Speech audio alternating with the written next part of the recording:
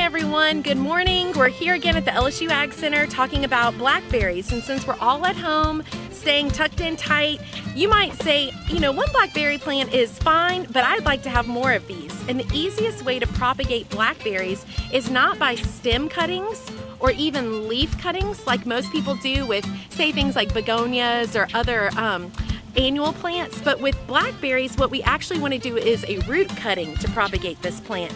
So all you do is come down to the base of your plant.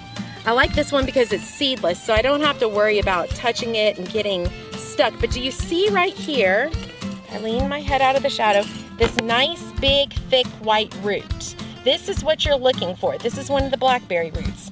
We're going to take a cutting of it, maybe 2 or 3, about 2 to 3 inches long, and we're going to pot them up in a pot with some just plain potting mix. So what we're going to do is we're going to put these 2 pieces here underneath the soil horizontally, and then last and most important, keep this well watered. We're gonna let that water soak in a little bit, and then we'll keep watering it. And we wanna keep this in an area where it gets watered daily.